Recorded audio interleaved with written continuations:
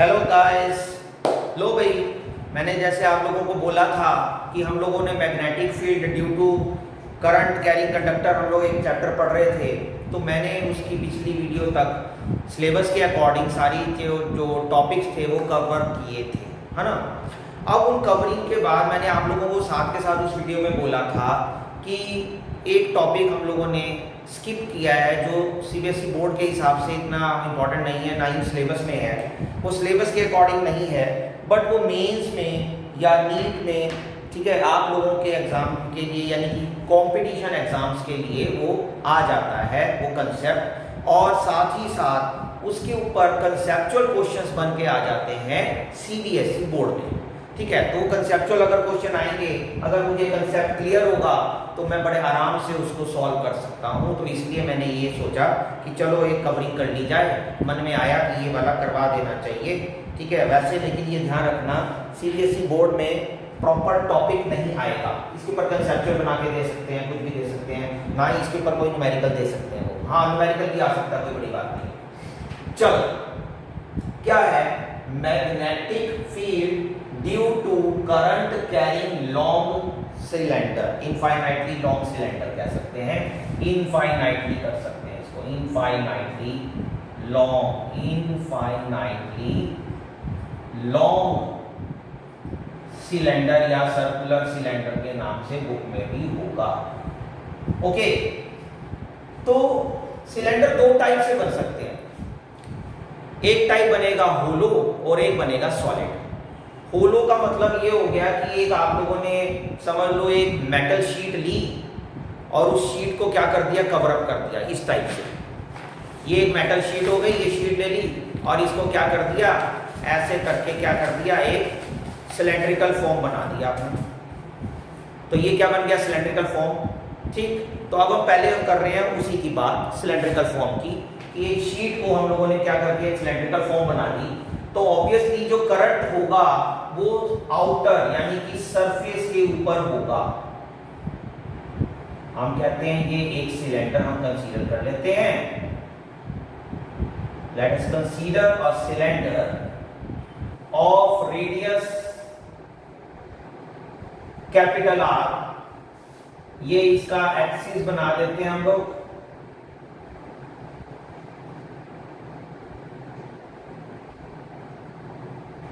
ये एक्सिस बना दिया हम लोगों ने, ठीक है। कुछ भी नेमिंग कर लो, कुछ भी कर लो। रेडियस इसका क्या हो गया, आर।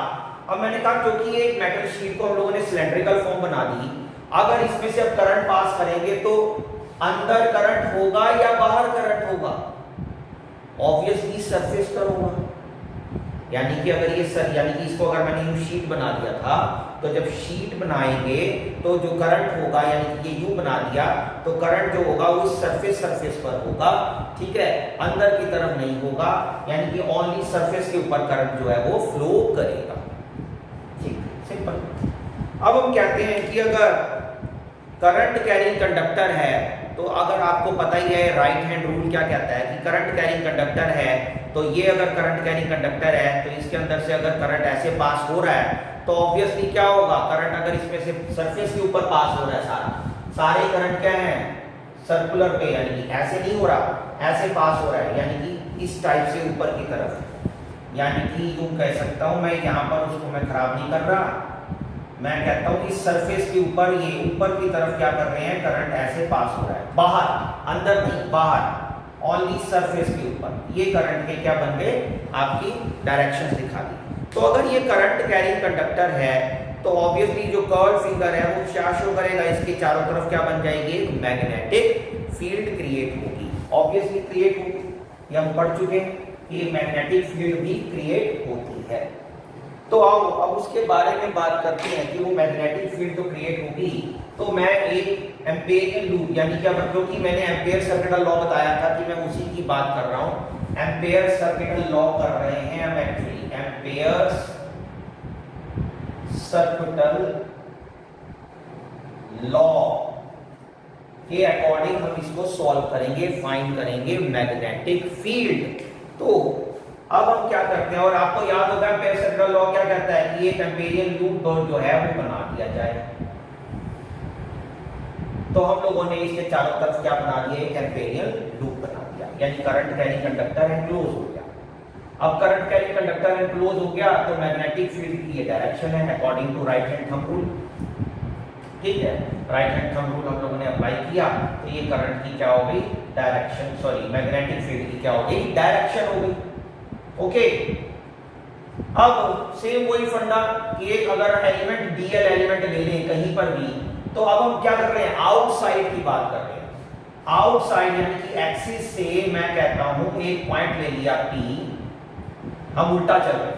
कैसे, मैंने कहा इसके एक्सिस से एक पॉइंट ले लिया P which is at a distance small r where r is greater than capital R, यानी कि बाहर आउटसाइड है पॉइंट। तो मैंने इस पॉइंट को कवर अप कर दिया एम्पेयरिंग लूप लगा, एम्पेयर के लिए क्या बना दिया मैंने, एक लूप ड्रॉ कर दिया इस पॉइंट के ऊपर। अब मुझे फाइंड करना है इस पॉइंट के ऊपर मैग्नेटिक फील्ड। तो ऑब्वियसली इसके ऊपर एक डीएल एलिमेंट कंसीडर करेंगे, तो डीएल एलिमेंट आ गया, जैसे हम एम्पेयर सर्किल लॉ में करते हैं। अब आपको पता है according to Ampere circle law B vector dot dl vector is equal to mu naught total current threading to the loop, यही होता है। ओके, कर दो। अब हम क्या बात करेंगे, क्योंकि पूरा का पूरा करंट जो है वो I तो है, इसके अंदर फ्लो कर ही रहा है, I करंट है जो फ्लो कर रहा है, तो वो तो एनक्लोज, पूरा का पूरा करंट I एनक्लोज हुआ है, क्योंकि इस लूप को, क्योंकि ये लूप हमने क्या लिया, बाहर एक पॉइंट कंसीडर किया outside the cylinder which is at a distance r and r is greater than r, क्योंकि आउटसाइड द सिलेंडर एक्सिस से उसका डिस्टेंस स्मॉल r ले लिया। अब उसके ऊपर मैंने क्या कर दिया, एक एम्पेरियन लूप ड्रॉ कर दिया, तो बस सिंपल है, तो इसका मतलब पूरा का पूरा करंट क्या हो गया, एनक्लोज हो गया। अब इसको खोल दो, b dl cos 0, सेम वही, क्योंकि दोनों सेम डायरेक्शन में आएंगे, cos 0 is equal to mu naught I, cos 0 की वैल्यू क्या होती है 1, b रह गया, क्या रह गया अंदर, dl is equal to mu naught I, dl का क्या बनेगा l, l का मतलब सर्कमफ्रेंस ऑफ द लूप, और वो लूप का सर्कमफ्रेंस क्या होगा, r, इसका रेडियस है small r, that is 2 pi r is equal to mu naught I। Now b is equal to क्या बन जाएगा, म्यू नॉट I अपॉन में 2 pi r। यानी कि अगर ध्यान से देखें करंट तो कांस्टेंट है, इसका मतलब जो मैग्नेटिक फील्ड है वो r के ऊपर इनवर्सली प्रोपोर्शनल है, कि जितना ज्यादा एक्सिस से r क्या होगा, बढ़ता चला जाएगा, उतना ही ज्यादा मैग्नेटिक फील्ड कम होता जाएगा। सिंपल, आउटसाइड द सिलेंडर, बात समझ आई। आउटसाइड के लिए क्या किया, एक सिलेंडर लिया, ये लेकिन ये होलो सिलेंडर है, मैं लिख देता हूं फिलहाल होलो, हॉलो सिलेंडर है, यानी कि मेटालिक शीट हो गई, उसको हम लोगों ने ऐसे क्या कर दिया, सिलेंड्रिकल फॉर्म बना दी। इसके अंदर करंट पास किया तो करंट की ये डायरेक्शन हो गई ऊपर की तरफ, करंट की डायरेक्शन है ऐसे according to right hand rule. तो हम लोगों ने क्या कर दिया, राइट हैंड रूल से मैग्नेटिक फील्ड बताया कि ऐसे लूप बनेगा, लेकिन हमने अभी कुछ नहीं करना। हम कहते हैं कि इसके एक्सिस से स्मॉल r एक पॉइंट P ले लिया outside the cylinder, where we have to find the magnetic field due to this circular cylinder. तो हम लोगों ने, और r obviously greater than capital R होगा। अगर ये हमारे पास ग्रेटर देन R होगा तो बड़ा सिंपल सा फंडा है हम लोगों ने एक लूप ड्रॉ कर लिया, क्योंकि एम्पेयर सर्किल लॉ लगाना तो लूप तो ड्रॉ करना पड़ेगा। हमने ड्रॉ किया, P और dl क्योंकि सेम डायरेक्शन में है, P dl cos 0 की वैल्यू 1, dl का मतलब क्या बनेगा, इंटीग्रेशन करके l मतलब length of the loop, that is 2 pi r, r ये वाला हो गया तो 2 pi r, b की वैल्यू निकल गई। क्योंकि I कांस्टेंट टर्म है, म्यू नॉट 2 पाई सब कांस्टेंट है, तो B डिपेंड कर रहा है R पे। इसका मतलब एक्सिस से जितना डिस्टेंस पे जाता जाएगा उतना ज्यादा मैग्नेटिक फील्ड कम होता चला जाएगा। यहां से हमारे पास पता चला, ठीक है। अगर कोई पूछे कि इनसाइड कितना होगा इस होलो सिलेंडर के अंदर, तो इनसाइड मैग्नेटिक फील्ड क्या होगा, 0। Inside B is equal to 0, क्योंकि करंट एनक्लोज ही नहीं होगा। बात समझ आ रही है, क्योंकि अंदर करंट है ही नहीं, क्योंकि अंदर करंट है ही नहीं तो मैग्नेटिक फील्ड भी क्या होगा, 0, क्योंकि करंट तो सरफेस पर है, अंदर नहीं है। ये चीज ध्यान रखनी है, क्लियर है। चलो जी, अब हम इसी के आगे बात करते हैं कि अगर यही सिलेंडर आपका सॉलिड होता तो क्या होता। सॉलिड सिलेंडर यानी कि अंदर से भरा हुआ है, यानी कि यूं समझो कि नंबर ऑफ वायर्स की एक गुच्छी बना के सिलेंड्रिकल फॉर्म बना दी आप लोगों ने, ठीक है। तो आपके पास हम बात कर रहे हैं अब सॉलिड सिलेंडर की, ठीक है जी, सॉलिड सिलेंडर।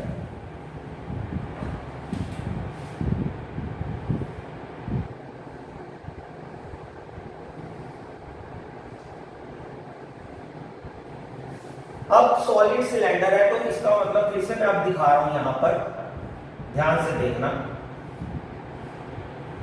मान लो ये सॉलिड सिलेंडर, पर इसके पहले क्या था, सरफेस पे करंट था, इस बार इसके अंदर करंट है, यानी कि ये ऐसे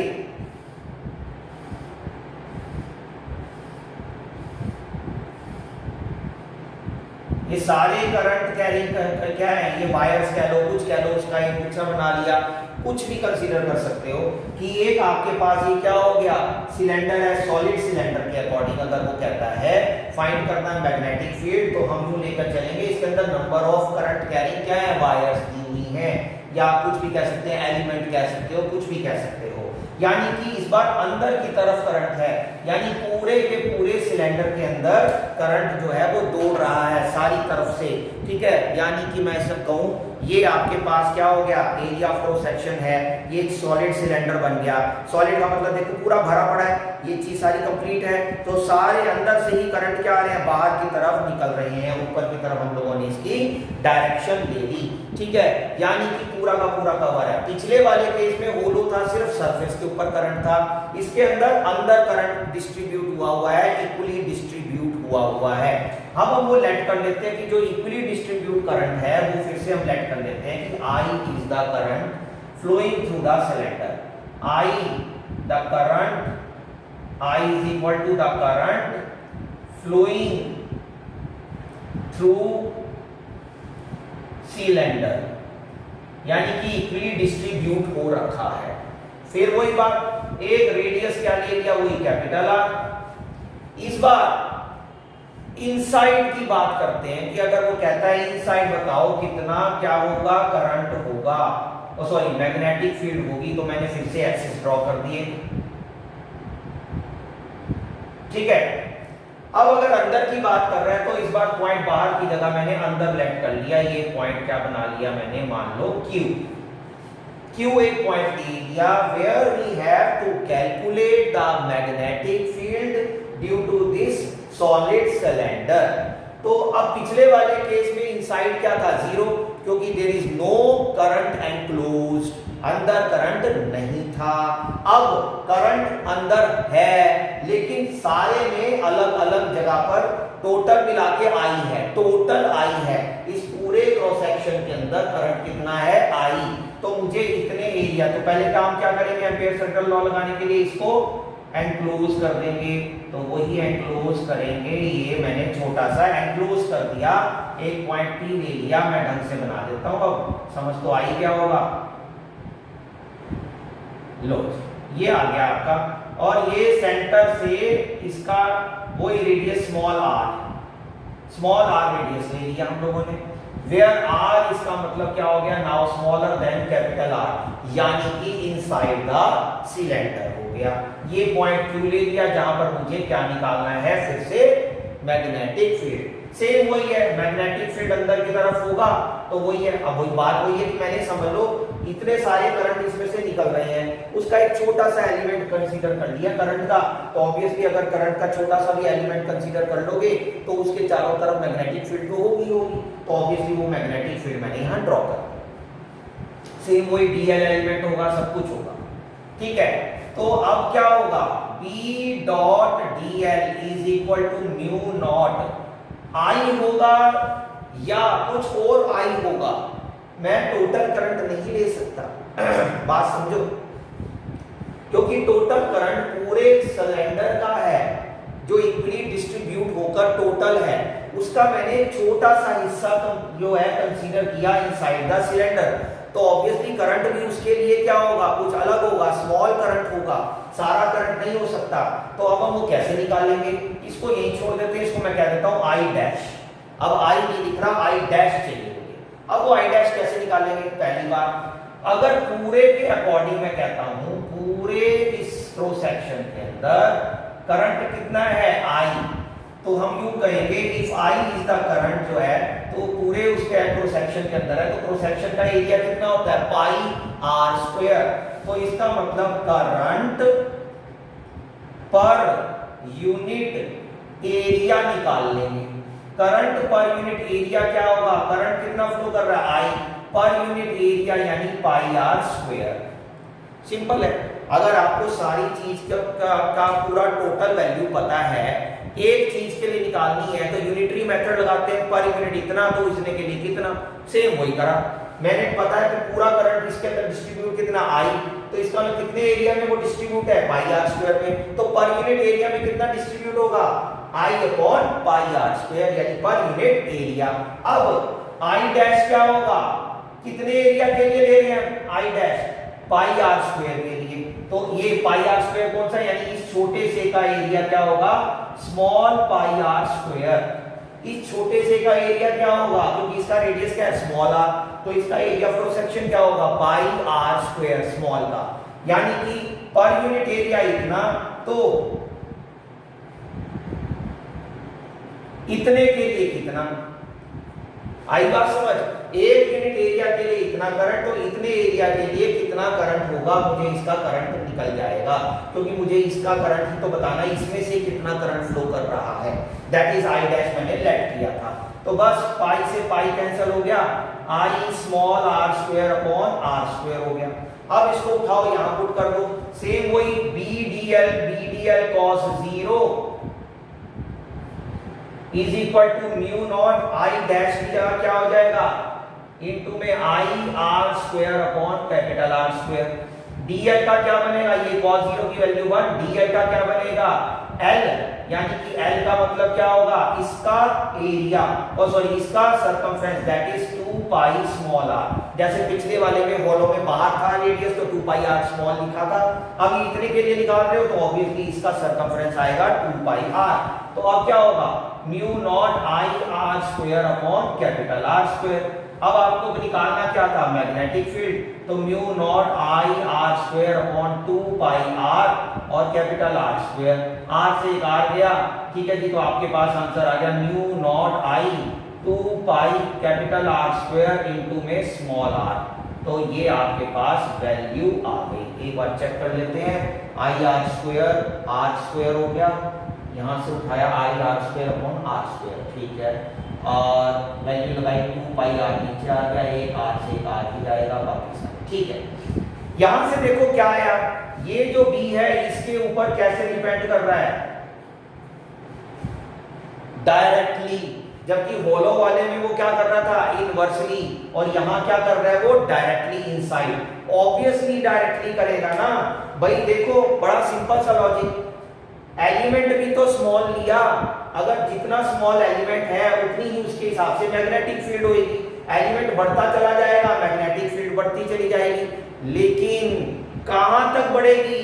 लिमिट है ना भाई, सिलेंडर तो इतना ही है, यानी कि सरफेस जितना एरिया बढ़ाते जाएंगे इसका एरिया ऑफ क्रॉस सेक्शन, उतना ज्यादा मैग्नेटिक फील्ड इंक्रीज होगी। आर के ऊपर डिपेंड का मतलब ये है, लेकिन उसकी एक लिमिट है इस सिलेंडर की, जितनी आपके रेडियस कैपिटल आर, सिर्फ वहीं तक ही वो हो सकता है इंक्रीज। यहां पर जाके इसका मतलब इस सरफेस के ऊपर, यानी सरफेस पर जाकर वो क्या होगा? मैक्सिमम हो जाएगा, यानी कि पॉइंट से शुरू हुआ। अब मैं यहां पर ये पहले बात समझ आ गई, एक बार पहले इसको समझ लो दोबारा से। क्या किया? सॉलिड सिलेंडर के लिए निकालना था, ठीक है, इनसाइड द सिलेंडर, इनसाइड निकाल रहे हैं हम। क्या कर रहे हैं? इनसाइड द, हाँ ये आ गया inside solid cylinder, solid cylinder, ये लिख लेना, इनसाइड सॉलिड सिलेंडर। अब देखो इनसाइड सॉलिड सिलेंडर में क्या किया? पहली बात, सॉलिड सिलेंडर में करंट पास हो रहा है थ्रू आउट पूरे एरिया ऑफ क्रॉस सेक्शन में, पूरा एरिया ऑफ क्रॉस सेक्शन में। ओके, वो कितना करंट था? आई। हमने फिर से क्या किया, इस बार अंदर की तरफ पॉइंट लेट करना था, वो मैंने पॉइंट क्यू लेट कर लिया, वो स्मॉल रेडियस हो गया आर, क्योंकि आर इस बार कैपिटल आर से स्मॉलर होगा, क्योंकि इनसाइड है, कैपिटल आर तो टोटल रेडियस हो गया इसका, ठीक। अब इसके चारों तरफ वही लूप ड्रॉ किया, फिर वही बी डी एल लगाया, एम्पियर लॉ का फॉर्मूला लगाया, एप्लीकेबल करा, उसको अप्लाई किया, म्यू नॉट आई। लेकिन आई नहीं लिख सकते क्योंकि आई पूरे पे डिस्ट्रीब्यूट है, इतने हिस्से के लिए वो आई डैश बनेगा। आई डैश बना तो मैंने पहले इस आई डैश की वैल्यू निकालनी चाहिए क्योंकि उसके बगैर मैं काम ही नहीं कर सकता। मैंने कहा इस पूरे पाई आर स्क्वायर के लिए करंट कितना है आई, तो एक यूनिट एरिया के लिए कितना होगा I upon pi are square. तो इस एरिया के लिए कितना होगा that is I upon pi are square into pi r small r square, यानी ये वाले का एरिया निकाल, वैल्यू निकाल दी, यहां उठाकर पुट कर दी, जो कटता का काट दिया, dl का l बना, l का मतलब वही circumference of this loop that is 2 pi r, सारी वैल्यू लगाई आ गया।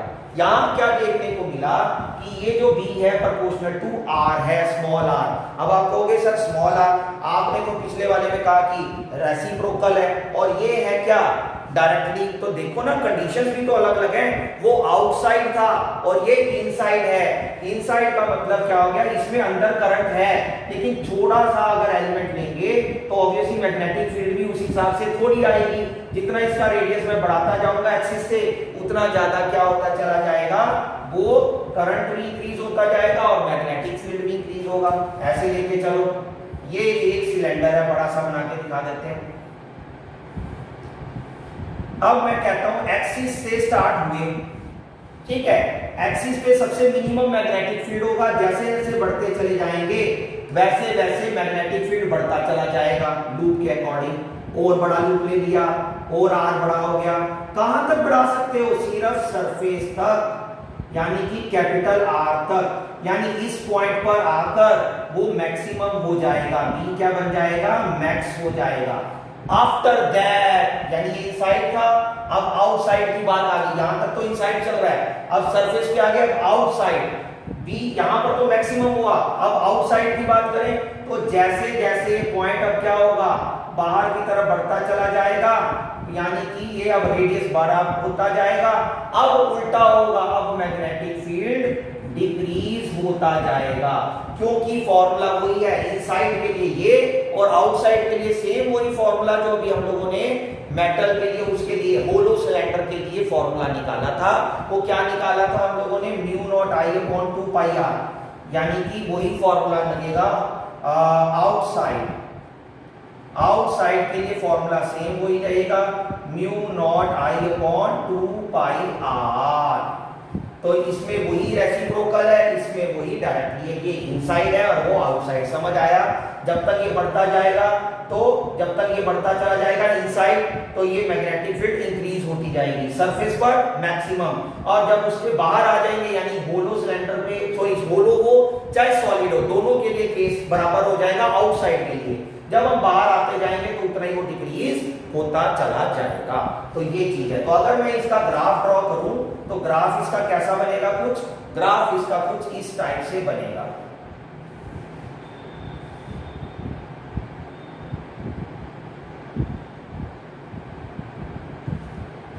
ठीक, जीरो से लेकर ये आ गया, तो ये आ गया मैग्नेटिक फील्ड और ये हो गया आपका आर डिस्टेंस के अकॉर्डिंग। तो यही हो गया।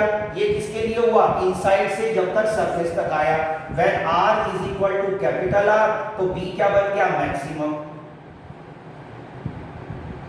और उसके बाद फिर क्या हो गया, वो कम होता चला जाएगा। अब ये सिंपल सा फंडा है, तो ये आप लोगों ने याद रखना है, समझना है, ठीक है। तो ये चीज मैं आपको समझाना चाह रहा था। ये बोर्ड में अगर आते हैं क्वेश्चन तो कंसेप्चुअल टाइप कुछ बन के आ जाएगा, कुछ ना कुछ चीज के ऊपर, अदरवाइज मेंस के लिए भी बड़ा इंपॉर्टेंट है। तो आप लोगों ने ये कर लेना है, उतारना चाहोगे उतार लेना, जैसे मर्जी कर लेना, ठीक है। जो आपके पास मैंने इसको कंसेप्ट को करवा दिया, ओके। आगे क्या करेंगे, नेक्स्ट चैप्टर अब स्टार्ट करेंगे नेक्स्ट वीडियो में। तब तक के लिए अलविदा, बाय बाय, नमस्ते।